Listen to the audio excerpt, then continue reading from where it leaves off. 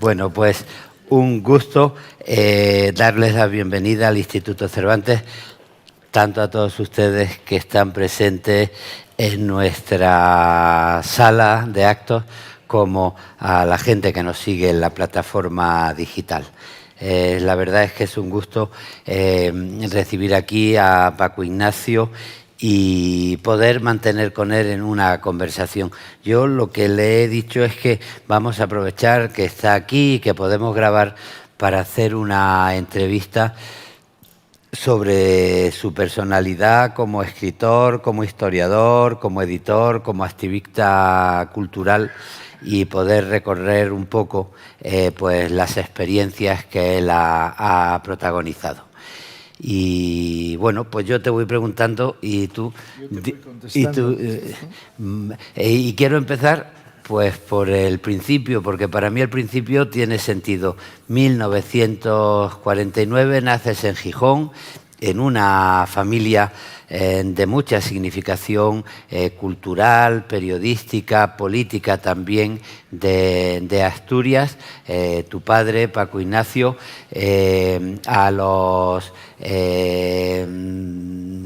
cuando tú tenías 10 años, en el 59, se traslada a México y allí desde entonces pues tienes fijada tu residencia. Quería empezar por preguntarte dos cosas. Primero, los recuerdos que conservas de aquella Asturias y de aquella España de los años 50 de puro franquismo, y después la llegada a México, que es no solo el descubrimiento de un país, México, sino también el entrar en un mundo que es el del exilio español. En tu familia había relación constante pues con Luis Buñuel, con León Felipe, con lo más significativo del exilio español. Y quería empezar por tus recuerdos de la primera España que viviste y de la España del exilio que te encontraste en México. Lo que pasa es que los recuerdos de la España infantil están tamizados porque al estar regresando en la Semana Negra año con año, los últimos 30 años, eran recuerdos que se reconvertían. Y el corazón de esos recuerdos, por lo menos los que hoy resultan significativos para mí, es que luego crecí en una ciudad sin río, sin lago y sin mar. Y entonces el rumor del mar era casa. Y entonces no había mar, no encontraba mar por ningún lado en la Ciudad de México, y los ríos están soterrados, y el lago es el lago de Chapultepec, que es para remar en lancha un poquito. Y entonces el regreso a Gijón era el regreso al mar, y el quedarme embobado viendo el mar. Paloma dice que tengo la habilidad para que cuando tengo buenas intenciones abro la boca. Y cuando llevo 10 minutos con la boca abierta, algo importante debe estar pasando en tu vida, y era el mar. Y entonces eso está, pero por otro lado uno reorganiza sus recuerdos al gusto para hacer tu biografía. No te queda de otra como escritor que fabricarte una biografía. Y entonces yo era niño rojo. ¿Que era niño rojo? Seguro que era niño rojo, porque recobrando anécdotas que me contaban mi tío abuelo y mi padre, yo era de los niños que les preguntaba a los curas, tirándoles de la sotana, que por qué no repartían los bienes del Vaticano. Y los curas me hacían signo del vampiro para ver si me tenían que... El niño ese monstruoso de cabello, yo tenía el cabello rizado, además era niño guapo y con cara inocente, me hacían el signo del vampiro los curas para ver si había que exorcizarme. Y como yo me tenía la historia muy aprendida, yo decía, yo no voy a las iglesias porque no dejan fumar. Y entonces ya los curas se ponían muy nerviosos y decían, niño, pero tú no fumas. Y yo, pero sí, pero voy a fumar mucho cuando sea mayor. Lo cual resultó cierto. Yo no sé si fumé mucho solo por llevar la contraria a que los curas no dejaban fumar en las iglesias. De tu gusto por la Coca-Cola no tiene culpa los curas. No, es quizá lo único de lo que no tienen los curas de infancia, porque no volví a ver un cura en el resto de mi vida. Y solo tengo un amigo cura que me dice de vez en cuando, me encantan los ateos como tú. Yo digo, me encantan los curas como tú, compadre. Que es un cura que hace su pastoral en el servicio de las comunidades de refugiados. Bueno, Total, yo era niño rojo. Entonces la memoria era la memoria del niño rojo. Y de las pocas cosas, de esas que se te graban a fuego y nunca se van, es que mi padre era íntimo amigo del dueño de una librería en Gijón, Rodrigo Artime, al que quizá oíste hablar de él, porque era un personaje en la cultura luego socialista de Asturias, que tenía una librería y en la parte de atrás distribuía prensa del Partido Comunista. Y haber visto un periódico de aquellos y haberme dicho mi padre y Rodrigo Artime, callado, como que había una zona de misterio en el franquismo. Y la otra, mi tío abuelo Pepe, que era un prodigio. Mi tío abuelo Pepe había encontrado que la única resistencia que le quedaba frente al franquismo era sentarse frente a la tele. Cuando terminaban los programas de televisión y tocaban el cara al sol, se ponía a soltar cagamentos a la asturiana. Me cago en la puta leche que mamaste, no sé qué, no sé cuánto, mientras sonaba el cara al sol en la televisión, con el que se despidían, por lo visto, ya no las emisiones. Entonces, ¿a dónde vas? A ver a tío Pepe, cuando vivía en su casa, que tenía años. ¿Y a qué? No, voy a verlo, porque ya va a terminar la tele y yo iba a ponerme a unos metros de él a ver.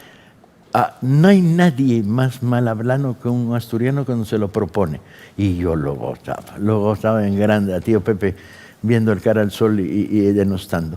Eso me queda de la infancia, eso y el Parque de Begoña y falsas imágenes. Y México es otra sorpresa. Pensar de repente que yo descubro el Ingerel y la Coca-Cola en el barco que me lleva a México, que son 28 días de transatlántico, es el fin del mundo. Y además el mensaje que la familia manda es: nunca vamos a volver. Esto es irnos. Dejas amigos, dejas una parte de los juguetes, los que a ti tocaba tanto de un baúl, pues ahí metí todo lo que pude, logré salvar mi biblioteca de infancia y el fin del mundo. Y entonces descubres las toronjas en La Habana, los mangos y los cañonazos de dinamita del 26 de julio que está al borde de tomar La Habana. Y wow, y llegas a Veracruz, finalmente, después de 28 días, donde vi la película Svengali 6 veces, porque era la única que tenía en el crucero Guadalupe, con los pañuelos, y sí era otro mundo. Y para mí es el mundo del choque, pero choque. 9 años, 10 años, y ahora descubre que no sirve para un carajo el que hayas aprendido cuál es la diferencia entre el Guadiana y el Guadarrama, porque ya no existen. Lo que existe es el Lerma y la cordillera, y que el 21 de marzo no es cualquier día, es el día de la primavera, pero es el natalicio de Benito Juárez. Anda, todo lo que tenía que aprender de nuevo. Todo ello bajo la presión. La infancia, como bien sabéis, es maligna, de decenas de niños y adolescentes de mi edad que insistían en quemarme los pies en la venganza de Cuauhtémoc contra Cortés cada 15 de septiembre. Y yo huía por los pasillos del colegio ante una horda que decía: quemarle las patas a Paco, quemarla. Y haber sufrido los apodos más indignantes que humano jamás ha recibido, porque yo hablaba con la C. Camaradas, agárrate, en una escuela con 3,000 salvajes, y yo era el que hablaba con la C. Y entonces yo era Joselito, Joselito. Y Platero me llamaban, que hijos de puta, qué malos eran, man. Platero, ahí va Platero. Y ya en el colmo del escarnio me llamaban Marisol. Marisol, y yo decía: tu reputa madre. Lo cual no servía para neutralizar a los vándalos. Y entonces decidí sacar el promedio más alto de toda la escuela, con el cual durante un mes eras el abanderado. Y a ver, mamones, si os atrevéis ahora a llamarme Marisol, con una bandera que tenía un asta bandera de bronce, que con el cual le dabas a uno y lo dejabas pensando durante una semana, y la bandera. ¿Van a insultar la bandera, mamones?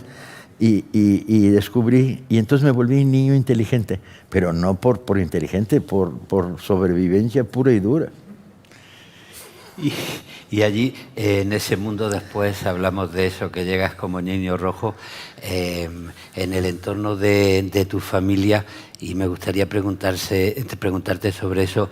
Vives también el exilio español de distintas generaciones, porque era el paso por la casa de tu padre, de tu madre, pues bueno, amigos de Luis Buñuel, de León Felipe, pero después de Ángel González, íntimos, cuando pasaba por México, pues allí tenía su casa, pero hasta la época de los cantautores como Serrat, y bueno, quería preguntarte por eso, ¿qué experiencia tuviste sobre el significado del exilio español en México? ¿Qué estaba pasando? Muy poca en el primer tranco de mi vida, porque precisamente la tensión que yo viviera hacia a toda velocidad mexicanizarme, que dejaran de llamarme Marisol por los pasillos, y entonces lo percibía como una extraña presencia en las casas de mis padres, donde confluía los restos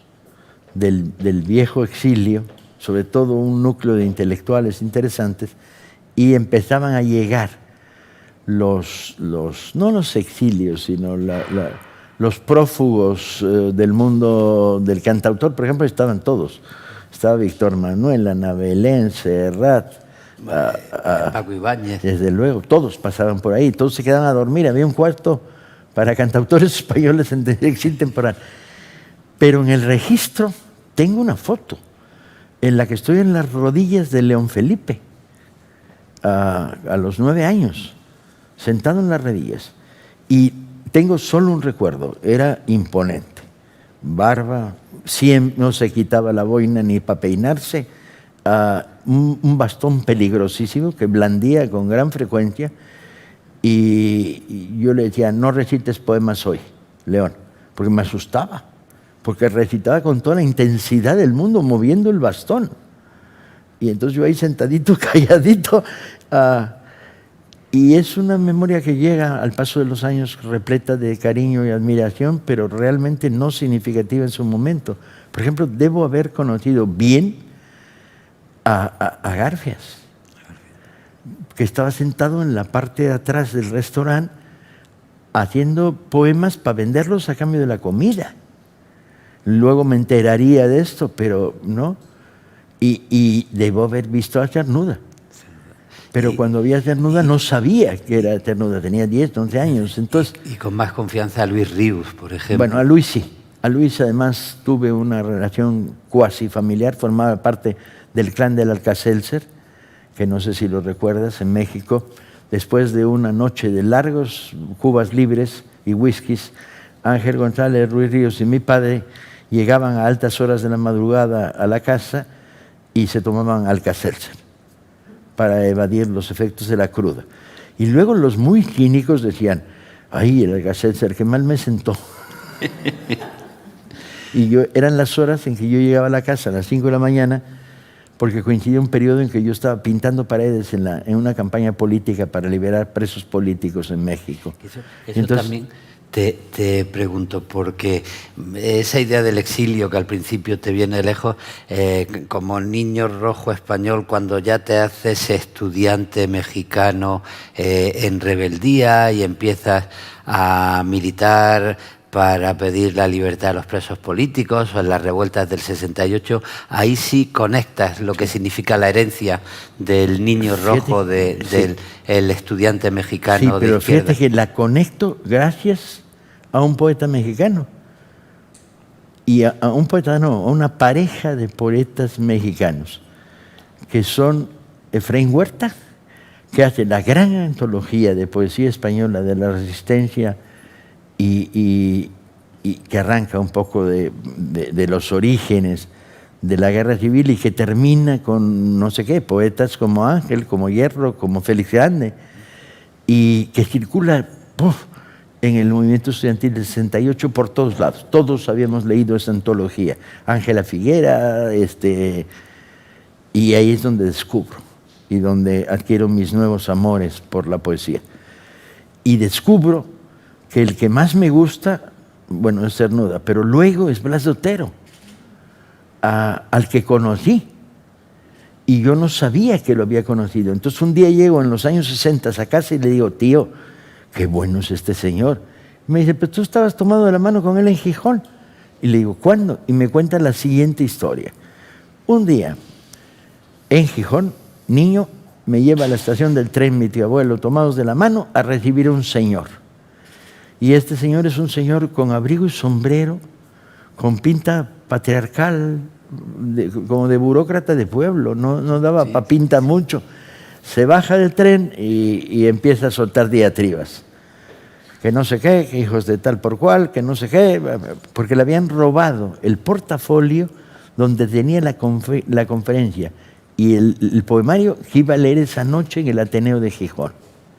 Se lo habían robado, la policía secreta, descubriríamos después. Y entonces no tenía lo que iba a leer, iba a tener que improvisar y estaba indignado.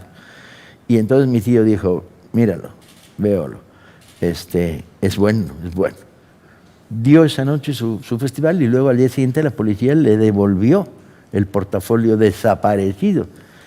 Por lo tanto, yo conocí a Blas de Otero y cuando me enamoro de Blas de Otero en el 68, la imagen del hombre con el sombrero gris bajando de la estación del 3 con dos agentes de la secreta caminando al lado de él, como de ángeles custodios no guardianes, me volvió con una intensidad enorme y los poetas me sonaban diferente, los poemas. Y ahí fue donde... Y tú decías, no, Quevedo sin duda Quevedo, no hay ninguna duda, Quevedo, claro. En ese sentido, me recuerda en la memoria de tu padre para parar las aguas del olvido las conversaciones donde Ángel se empeñaba en convencerlo de que Platero y yo era un buen libro y de que Juan Ramón Jiménez era un poeta estupendo y tu padre resistía, ¿no? Y ahí, de esa época, tengo vivo el recuerdo, sobre todo, de la enorme presencia de Ángel por estarlo leyendo. Empecé a leerlo en el 67 de verdad y en el 68 de verdad. Y cuando estalla el movimiento estudiantil, todos los salones de la Facultad de Ciencias Políticas serían rebautizados con pintura. Aula Ho Chi Minh. Aula, y de repente yo dije, otro tiempo vendrá distinto a este. La frase de arranque del gran poema de Ángel. Y ñaca ñaca, ahí quedó. Y hasta me pude dar el lujo, años después, de mostrarle una foto de esa aula que luego llegó la policía y despintó cuando tomaron la universidad, de mostrársela a Ángel. Y me lo sabía de memoria el poema. El otro tiempo vendrá distinto a este. Alguien dirá, debiste haber contado. De memoria me lo sabía. De las pocas cosas que he aprendido de memoria. Y sí, ahí viene la conexión. Y ahí viene la ruptura del problema. El problema puede ser mexicano, puede seguir siendo asturiano. Respuesta sí, por la vía de la poesía. Bueno, y por la vía de la historia también, porque aparte de tu labor como escritor, como novelista, tus libros de historia se centran, por ejemplo, mucho en la Revolución de Asturias, al que le dedicas libros y ciclos, y claro, a toda la Revolución Mexicana también, ¿no? Sí. ¿Qué lectura haces con qué imagen te quedas de que esa Revolución de Asturias que tanto has estudiado y que tiene que ver con tu conexión asturiana, claro? Sí, porque además escribir ese libro significó algo apasionante, que era recorrer todo el centro de Asturias, pueblo minero tras pueblo minero, buscando supervivientes. Y que se atrevieran a contar, porque el franquismo había caído, se había desvanecido en esos años, un año o dos menos, cuando hice la investigación. Y la hice en todos lados, en Francia, en España, en Argentina, por correo con unos, pero los testigos vivos en Asturias. Y había homenaje dudas. A tu tío, claro. Y mi tío abuelo. Mi tío abuelo es la gran figura que me contó la Revolución de Octubre 4 veces, o 5, o 6, o 8, y con una perspectiva muy fina. Y luego me metí a los barrios mineros y entraba como Pedro por su casa al final, porque se empezó a publicar en fascículos gracias a Silverio Cañada, sí, en Gijón. En Gijón. Y entonces vendíamos 20.000 ejemplares semanales. Y entonces cuando llegaba a un pueblo minero, había llegado el fascículo de la semana anterior donde hablaba del pueblo de al lado. Y lo que tenía se diciendo, pero bueno, la Felguera sí, pero Sama, ¿por qué no? Si solo está, hay que cruzar un río, coño, Taibo, a ver si una vez cuentas. No, Sama dentro de una semana. Era muy bonito, fue muy bonito como aprendizaje de hacer historia, porque era la historia familiar, era mi reconciliación. Toda mi vida me he pasado reconciliándome con algo. Qué lata, ¿no? Y esa inercia también de la historia es lo que hace que le dediques también, aparte del libro al Che Guevara, pero también tus estudios de Pancho Villa, de toda la revolución, de los 3 tomos de Patria. Sientes también la experiencia de lo que significó la revolución mexicana en los distintos capítulos, la lucha contra Maximiliano. Sí. Es curioso, es la reconciliación con México. La generación del 68 tenía presente, abundante, futuro, porque éramos la revolución que venía en camino, pero no tenía pasado. El movimiento estudiantil del 68 no tiene pasado. Y la pregunta que nos hacemos en 69 es ¿de dónde venimos? Para preguntarnos a dónde vamos. Y entonces empieza una curiosidad inmensa por reconstruir la historia de México del siglo XIX, para decir, ¿y esto? La independencia, ¿qué fue esto? ¿Quién es Hidalgo? ¿Quién es Mina? ¿Qué pasa con Matamoros? ¿Y este loco de Morelos qué? ¿Por qué? Y luego el salto, la reforma, Juárez, la resistencia contra los franceses, bla, bla, bla. Y luego el salto mortal hacia Pancho Villa en la División del Norte. Y entonces me marcó, me fue llevando a una carrera voluntariosa, desesperada y con gran eco de lectores, lo cual te animaba muchísimo, para decir, la historia, si la cuentas bien, si la cuentas bien o la cuentas muy bien, puede ser apasionante, interesante, constructora de nuevas raíces para una generación entera. Y entonces eso me llevó del 34 a volver a México, a ponerme a estudiar al cura Hidalgo y luego a Juárez. Y en ese sentido, el éxito que tuvo aquí la historia de la Revolución de Asturias y las ventas espectaculares de los libros de historia y de la Revolución Mexicana, los vives no solo como un éxito de historiador o de escritor, sino también como una militancia de estar cumpliendo un papel. Un éxito político. Sí. Cuanto más veo a la izquierda desarbolada, a una parte de la izquierda excesivamente pragmática, vinculada a razones oscuras de manejo y control de poder, más me ilusiona ir hacia la historia de los hombres que vivían y morían por principios, de los puros. Y más me ilusiona. Y yo qué sé, cuando escribo novela policíaca lo hago para que enterrar en el más profundo de los suelos la gabardina de Humphrey Bogart y quedarme con las camisetas que uso. Pero cuando escribo historia lo hago para volver a querer, estimar, volver ejemplos de vida, con toda la capacidad crítica que hay que tener para no medir en blanco y negro el pasado como asidero al presente. O sea, mi aspiración máxima como escritor es llegar a un adolescente, darle un libro, que no se aburra, que se apasione, que se encandile y que de repente diga, yo quiero ser no como Dora la exploradora, sino como Buenaventura Durruti. Como logre eso, esta es una batalla política. Contra la moda, la influencia de lo banal, los búlgaros que no necesariamente son de Bulgaria, sino son simplemente vulgares, la chatarra mercantil que vuelve héroe a un futbolista.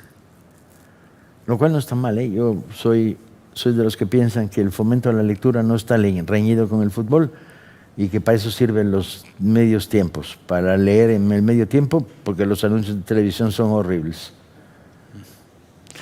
Y bueno, hablabas de cuando escribes novela negra. Si no recuerdo mal, tu primera novela, Días de combate, del año 76. Señor, ¿qué memoria tienes? Tú tienes mejor memoria que yo.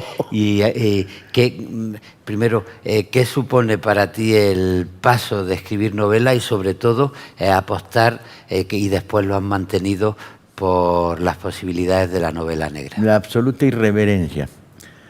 No iba a ser considerado en el canon de la alta cultura, eso era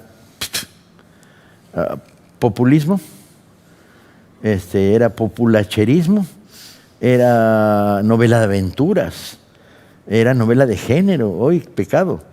Y yo era un irreverente absoluto, desde entonces hasta el día de hoy.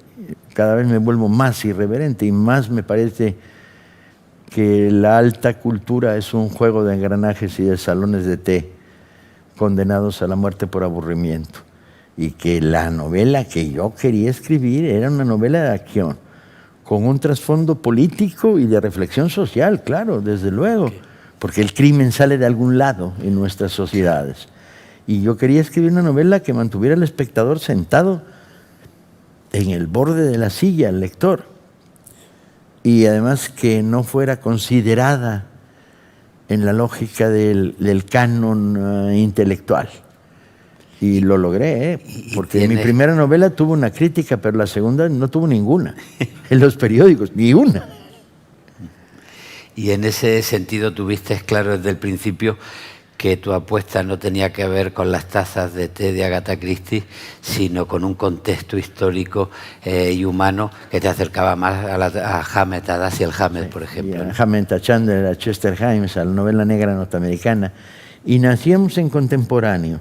El proyecto español de Andreu Martín, Juan Madrid, Manolo Vázquez Montalbán, nacíamos en contemporáneo con las novelas que yo estaba escribiendo. Días de combate se escribe al mismo tiempo que Tatuaje, de Manolo, porque era la efervescencia post-68, 69, llevada a la literatura.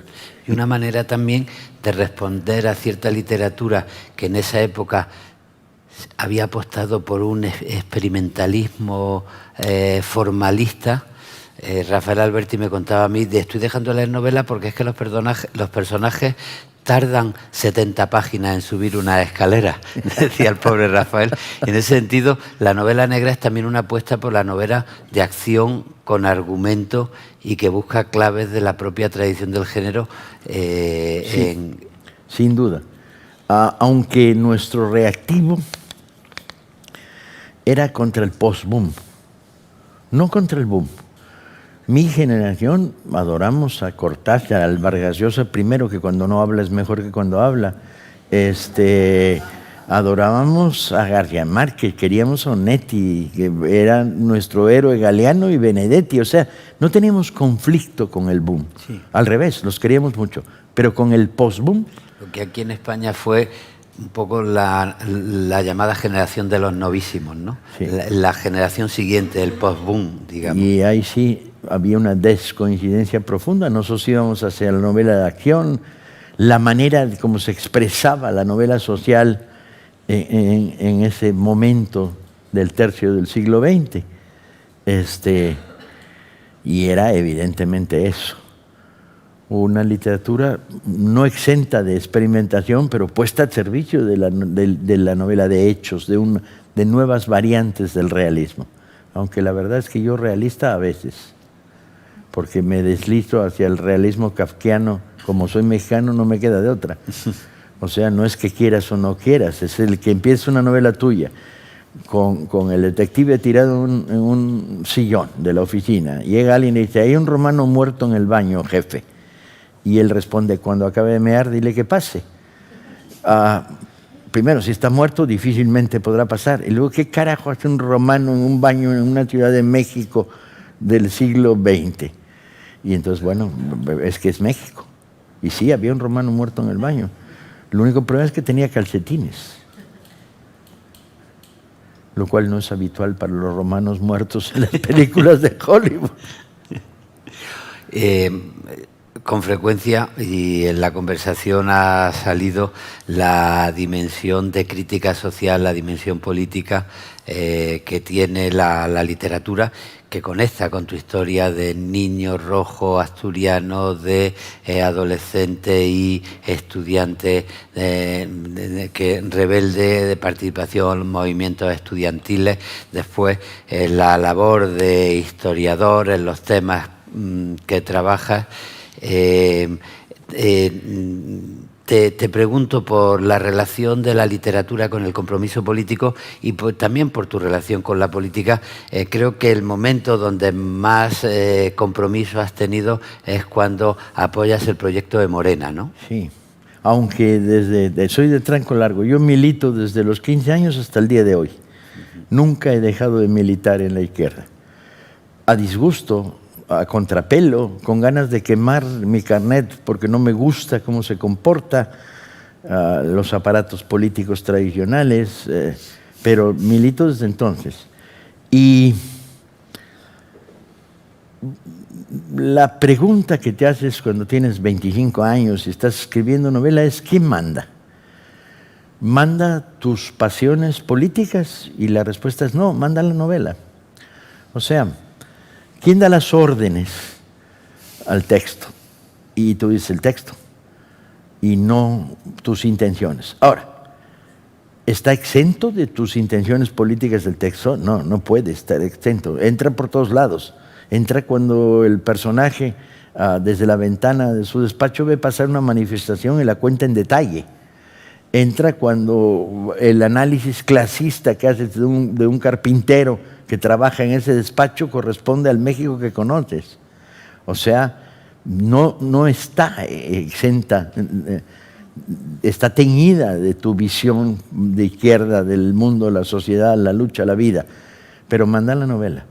Porque si no mandara la novela, el gran riesgo es que subordines la creación literaria al proyecto político, y lo que hay que hacer es subordinar el proyecto político a la creación literaria, yo entiendo. Sobre todo porque si quieres trabajar en un plano de pureza estricta, pues cuando quieres hacer artículos de política, haces artículos de política y panfletos y artículos para la prensa y tomas posición y sales a la calle. Pero cuando haces una novela, manda la novela. Siempre precavido de no dejar que mi tremenda ansiedad política me obligara a escribir de cierta manera. Ahora, todo eso es mentira. Todo lo que les acabo de decir es mentira. En el fondo, cuando estás proponiendo una novela, dices, y ahora con esto se los meto en el ojo y les hago así. Y ahora voy a elegir un héroe de la historia como Pancho Villa, que es lo más irreverente, salvaje y antiburgués que imaginarte puedas, ¿sí? Y les haces así con el ojo. Y eliges ese, no otro. Pero cuando estás haciendo historia, ¿quién manda? ¿La política o la historia? Manda la historia. El rigor tiene que estar en la investigación histórica, aunque luego despliegues narrativamente tanto como puedas para hacer historia narrativa. Y antes de pasar la palabra al público, te pregunto por dos proyectos importantes. En 1988, si no recuerdo mal, pones en marcha la Semana Negra de Gijón. Esa foto que está en la invitación es de una noche de Gijón. Bueno, quien va a la Semana Negra de Gijón pues se encuentra un ámbito de actividades culturales, pero al lado de una fiesta popular donde la gente va a cenar o donde puede haber una noria, una montaña rusa. Es como una fiesta popular dedicada a la cultura. ¿Y qué supuso para ti? ¿Cómo nació la idea de la Semana Negra de Gijón? ¿Qué recuerdos tienes? Una primera conversación con Tini Álvarez Areces, el alcalde de Gijón, que dijo, hagan un festival, hazte un festival. Y dije, ¿como a mí me gusta? Y dijo, sí. Y le dije, ¿tienes dinero? Y dijo, sí. Y como a mí me gusta, como a mí me gusta. Y dijo, sí. ¿Quieres un festival que ponga a Gijón en el mapa? Porque Gijón era un lugar extraño en el norte donde se iba a pasar frío y a que lloviera, y un lugar donde no había turrón de Gijona, porque el turrón de Gijona es de Alicante, no de Gijón. Y entonces el diseño inicial que hice de la semana era muy, muy, muy, muy provocativo. La teoría era, ¿hay pecado en un churro en la mano derecha, un libro en la izquierda? No, no hay pecado. Es más, eso es lo que queremos. Queremos volver a las tradiciones progresistas políticas de los sindicatos cenetistas de Gijón, que hacían meriendas los sábados, practicaban tiro, eran nudistas, discutían a Voltaire, rifaban libros y comían tortilla de patata. Eso es inevitable. Entonces, esta idea de la cultura como una manera de convivencia armónica de todas las posibilidades del ocio, era muy interesante. Y era la herencia también. Yo venía muy historizado a Gijón cuando me dijeron, ¿cómo la quieres? La Semana Negra. Era también la tradición de las casas del pueblo de 2 barrios mineros asturianos, donde estaban las mejores bibliotecas de España. ¿Sí? Cuidadas, repletas de libros que tú dices, ¿cómo llegó aquí? Víctor Hugo completo. Y además con 4 ejemplares en francés, porque por ahí había algún minero culto que había hecho minería en alguna parte de Europa y había vuelto a Asturias y bueno, o la tradición de mi bisabuela Carmen, que era lectora de Los Miserables en la fábrica de tabaco de Gijón. O sea, yo tenía unos referentes políticos de la izquierda asturiana. La fiesta a la que fuiste cuando eras muy joven, la fiesta de Prado que se hacía el Día de la Cultura, que siempre terminaba con cargas de la policía armada, era inevitable. De cómo embonarlos, armarlos en un rompecabezas, usando la novela negra como motor pretexto, porque yo tenía muy buenas relaciones con todos los escritores de novela negra importantes del planeta, todos. Y llevarlos a Gijón y hacer un festival que fuera también un encuentro entre escritores donde bebieran de su propia experiencia y discutiéramos y habláramos, y mucha fiesta, mucha fiesta, mucha fiesta, y todo mezclado. La librería aquí y la churrería en la acera de enfrente, de tal manera que pudiera haber un paso de una a otra sin miedo a la contaminación. Y así salió y así siguió. Y vengo de allá y había miles de gentes en las calles de Gijón en la 35ª edición de la Semana Negra con este ambiente y este estilo. O sea, era muy político el rejuego y peleamos contra unos alcaldes de derecha en Gijón que eran unos cernícalos. Qué tíos más brutos, Dios mío. Analfabetas funcionales de verdad, de esos que decían, niño, te voy a castigar, vete a la biblioteca. Qué cosa. Pero buenos recuerdos, ¿no? Buenos, no, muy buenos. Muy Inventamos buenos. Cosas, tú estuviste en algunas. Sí. Inventamos cosas que nadie se atrevería a inventar. Como, por ejemplo, hacer en cartón piedra 4 moáis de los de la isla de Pascua y una noche ponerlos en la playa de Gijón. Y cuando los gijoneses salían a bañarse, encontraban los moáis ahí. Y miraban, era divino, porque mandamos un fotógrafo a ver reacciones. Y las reacciones eran... y luego pasaron a la Semana Negra. O hacer una velada de poesía a la 1 de la mañana. Cuando me dijeron, la poesía no funciona, es minoritaria. Y dije, sí, a la 1 de la mañana. Y fueron memorables aquellas sesiones de poesía a la 1 de la mañana con 600 personas de público. Recuerdos de Hellman, de José Bañuelos, de José Emilio, de Ángel, por supuesto, ¿no? Sí, la verdad es que son recuerdos muy, muy, muy memorables. Por fortuna sigue viva la Semana Negra y acabas de volver y llena de gente, me dicen. El borde. Ahora la verás. Por la otra cosa que quiero preguntarte, claro, es pues en 2019 te nombran director del Fondo de Cultura Económica, asumes la dirección de la editorial más importante de México, con una significación además cultural muy clara, y quería preguntarte por eso, ¿qué significa para ti asumir el compromiso de dirigir el fondo y también qué tipo de propuesta editorial has querido llevar a cabo? Mira, la ventaja es que el fondo no solo es una editorial, una distribuidora, una red de librerías de 115 librerías en todo el país, una red internacional que tiene casas en España, en Guatemala, en Chile, en Argentina, en Colombia, etcétera, etcétera, donde hay librería, sala de debates, bla, bla, bla, y al mismo tiempo es un proyecto de fomento a la lectura de masas.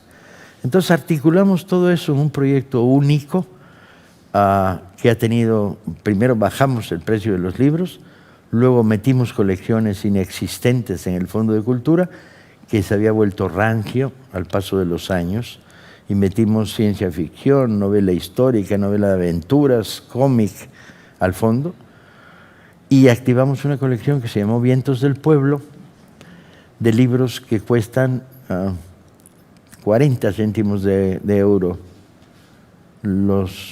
o €1 los más caros, quizá, y en ediciones de 40.000 y con distribuciones a nivel popular, de llegar a los últimos barrios.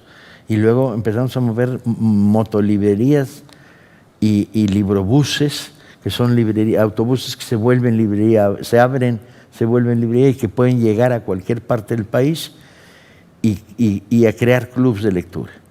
Y vamos a terminar el año con 10.000 clubs de lectura de voluntarios y editando 1,5 libros al día y pasándonoslo muy bien y a bofetadas contra la derecha. Es divino dirigir el fondo.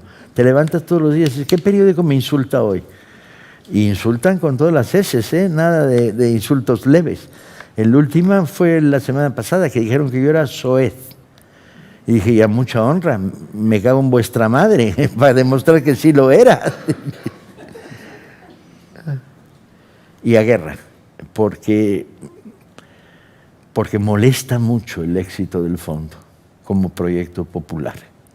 Molesta mucho que tengamos cauda de seguidores y que hemos regalado 5 millones de libros en lo que va de un año de junio del año pasado a junio de 5 millones de libros hemos regalado a la población en mano, directo, nada de mediaciones, en actos públicos, y molesta mucho a la oligarquía y a sus testaferros o a sus ferrotestas, más bien les molesta mucho.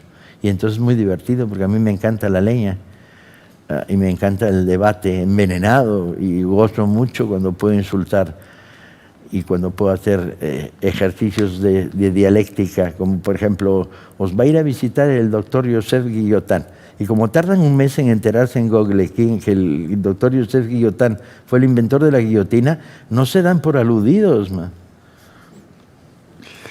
Oye, y te pongo en un compromiso por hacer un recuerdo a 2 personas que son importantes para mí. Hazme un breve retrato de quién fue tu padre, para ti personalmente, una lectura personal. Me va a costar, porque siempre me han preguntado, ¿y tu padre no te pesaba demasiado en la espalda o no te pesa? Y yo decía, sí, pero del lado bueno. O sea, no tengo conflicto en la sensación de que hay alguien que me está empujando o observando. Papá era más observador que empujador. Y de vez en cuando metía la mano, empujaba un poco, sugería, entraba a debate. Mi padre era un periodista de sangre. Eso quiere decir que entendía que el mundo era ver historias y contarlas en periódicos, o en televisiones, o en estaciones de radio, no importa. Y además de eso, era un escritor de lo curioso. Entonces sus amores eran rarísimos. de repente decidió que tenía que escribir un libro sobre Buster Keaton. Y se pasó un año recopilando información. Y además era divino, porque hablaba un francés decente, pero no hablaba inglés. Entonces tenía a su hijo de traductor del inglés de revistas especializadas norteamericanas. Pero además tenía uno que llamaba por teléfono y le preguntaba de un artículo que había salido en Polonia. Y tomaba notas a mano, ¿sí? Indescifrables. Y entonces de repente Buster Keaton, pero luego de repente en otro ataque se volvió el autor de una historia de la fabada. Y en otro ataque decidió que como yo tenía éxito en la novela policíaca, él tenía que escribir una novela policíaca, porque eso daba mucho éxito. Y le digo, padre, ¿estás hablando en serio? Sí. Y escribió una novela policíaca que no está nada mal, pero es muy rara. La trama es muy rara. Y luego escribió un libro de memorias glorioso, un gran libro de memorias, novelado o medio novelado o muy tratado literariamente, que es para parar las aguas del olvido. Que hay una reedición de hace poco tiempo y que yo aconsejo vivamente su lectura. Y te pregunto por tu madre también, porque la verdad es que creo que la mejor de toda la pandilla era tu madre. No te falta razón, porque te alimentó muchas veces. Mamá era una hija de la clase obrera, con todas las virtudes, cuando digo esto, de esa clase obrera asturiana, formada por pescadores, albañiles y costureras. Y mamá era una hija de la clase obrera, con muy claro el de dónde vengo y quién soy, y ahora gozo de un estatus de clase media, pero no dejo de ser quien soy. Y entonces eso significaba que acogía de manera solidaria todo lo que pasaba por mi casa, y por mi casa pasaba todo. Mamá era la autora de situaciones tan geniales como la siguiente. Llegas a comer un martes y hay 17 personas comiendo en el comedor de casa de mis padres, entre ellos mi hermano y yo. Y en medio nos sientan a un señor. Y de repente mi hermano me hace gestos. ¿Y este quién es? Y yo le digo, pues a saber. Y oiga usted, ¿qué? Dice, no, mire, yo soy el que pone las alfombras, pero su mamá me dijo, pase y siéntese. Vale. ¿Y fue la primera vez? No. Yo comí frecuentemente con el peluquero de mi mamá, que conservaba como último acto de coquetería ir a la peluquería de enfrente. Y entonces, como no quería pagarle, porque era hija de la clase obrera, lo que hacía era invitarlo a comer al peluquero. Y luego, bueno, pero también estaba el mejor dramaturgo mexicano de los últimos años, como Carballido o Hugo Argüelles, ahí estaban en la mesa. O estaba Buñuel y su mujer, y el peluquero y el de las alfombras que había llegado. Y mamá era de una generosidad suprema, muy montada en la vida. Nos ha sonreído económicamente, siempre trabajó, hasta el penúltimo día de su vida fue costurera, que era lo que había sido siempre, costurera ilustrada, porque además era muy extraño, tenía una cultura básica muy sorprendente, de tal manera que se soltaba recitando Garcilaso, mamá, o el Milagro del Cristo de la Vega. ¿Ese dónde lo habrá sacado? Que lo recitaba con gran frucción. Y siguió cosiendo y haciendo taller de costura con las chicas que trabajaban en casa y una amiga suya, y luego creó un club de damas de ultraizquierda progresistas que desayunaban los domingos de cada mes, y al que yo tenía que ir obligatoriamente porque ellas eran de la extrema izquierda igual que yo, y entonces era el lujo de mi mamá era presentarle a su hijo, que era adorado por las viejitas. Y eran muy viejitas pero encantadoras, entre ellas una como Tere Navascue, la autora de la biografía de Machado, maravillosa mujer. Y mamá era esto, todo esto, clánica, como todos los asturianos que son clánicos, y al mismo tiempo tremendamente solidaria. Solo tuvo un defecto en su vida, que siempre quiso más a mi padre que a nosotros. Y yo se lo reclamé alguna vez. Cuando yo tenía 30 años le dije, tú siempre quisiste más a mi padre que a nosotros, los 3 hijos. Y ella dijo, claro. ¿Tú crees que se disculpó? ¿Que reconoció su debilidad maternal? Ni para nada. Sí, claro. Vosotros eres una lata. Anda pues. Tan es así que recuerdo toda mi infancia que el que iba a las reuniones de madres de familia era mi padre. Era papá, no era mamá. Y el que firmaba mis notas del cole era papá, no era mamá. Pero bueno, se lo reclamé en su tiempo. Luego cuando murió papá dije, ahora sí, ¿verdad? Ahora me quieres más a mí que antes, ¿verdad? Dijo, ay, sí. Era muy sincera además, muy de bote pronto, muy de decir lo que pensaba. Practicaba la sinceridad y luego era de una fraternidad a Ángel y a ti, o sea, acogió como si fuera, a Ángel como si fuera el hijo malo, porque siempre estaba corrigiendo sus amores. A ti no, al revés, a ti sí te quería a ti y a Almudena y eran los hijos buenos, pero acogía con una pasión a la gente que acogía y se preocupaba por las cosas más raras. Cuando vayas a España, llévale tirabordados a no sé quién para que se los dé a la mamá, no a ella, a la mamá. Y bueno, era contrabandista, mamá de origen, hija de un contrabandista ella, y yo viajé toda mi adolescencia a España, México, transportando sujetadores y ropa interior femenina, que ella luego vendía en una tienda que tuvo en México.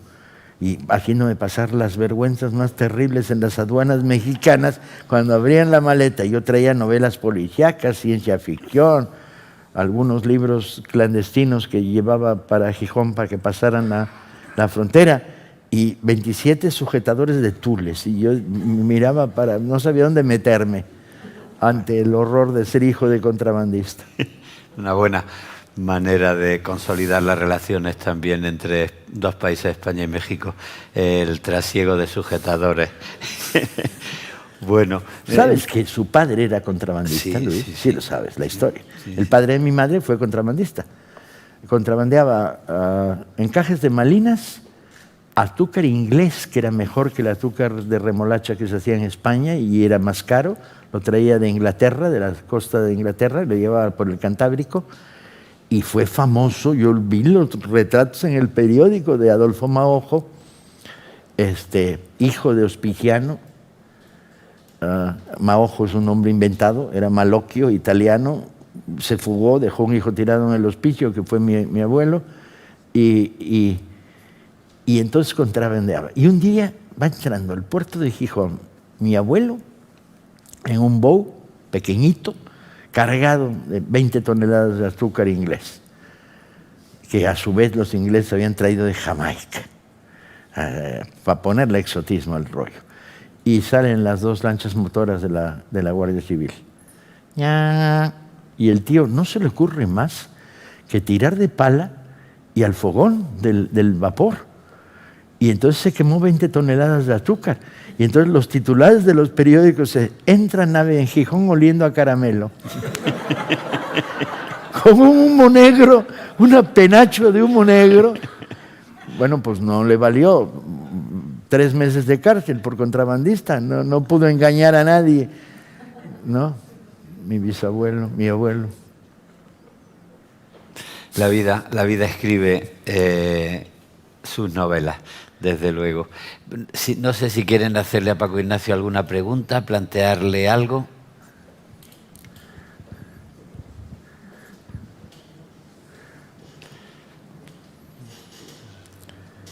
No hay... Sí. Yo le quería decir que empecé a comprar los libros de Fondo de Cultura Económica cuando tenía 18 años, ¿no? Esos libritos pequeños que son en sí mismos pues, pequeños tesoros, ¿no? Los de formato más pequeño y luego hay otros de formato un poco más grande. Entonces, quería preguntarle si desde que usted es, que no lo sé, le pregunto por eso, desde que usted es presidente o dirige la magnífica editorial de Fondo de Cultura Económica, ¿hay alguna colección de poesía? Porque, claro, Fondo de Cultura Económica siempre está relacionado con el ensayo serio estudio, sesudo, en fin, filosofía, ciencia política, economía. Pero como ha hablado de la poesía no y solo. de que ha Estamos introducido sacando también poesía, nuevas colecciones de poesía, ¿no? Estamos sacando poesía regularmente, pero además estamos sacando en colecciones populares muy interesantes de bajísimo precio que podemos poner en mercados editoriales populares. Y aunque seguimos sacando los breviarios, solo que en la política nueva del fondo son muy baratos, muy baratos. Un breviario puede costar en México 50 pesos, 2,20 €. Para que lleguen al estudiante de enseñanza media, la colección popular empezamos a publicar regularmente poesía, al menos una docena de libros al año, y luego en otras colecciones de poesía, y luego en una colección que hay para jóvenes, estamos publicando uno de cada 4, un poemario. Aquí no son tan baratos, los del Fondo de Cultura Económica, aquí en España. No son tan baratos como en México. No sé por qué esa política de diferencia de precios. Yo creo que tienes las viejas ediciones que cuestan más, pero los nuevos que yo vi hoy en la entrada de esta sala son bastante más baratos que el promedio español. No lo sé, Manuel, ¿cuánto costará un popular nuestro? 7, 8 euros. Sí, eso es barato. Aquí en la entrada. Sí, ya. Muchas gracias. Lo que pasa es que libros editados antes de que nosotros entráramos tienen precios mucho más altos y no podía moverlos. Sí puedo moverlos cuando reedito, ¿no? Bajar los precios. Gracias. Bueno, yo quería aprovechar que tenemos el lujo de tener a un editor, escritor y experto en novela negra, que es un género para mí además muy adecuado para el verano. Leo mucha novela negra en la playa. Pues si nos diera alguna recomendación, algo que se le ocurra.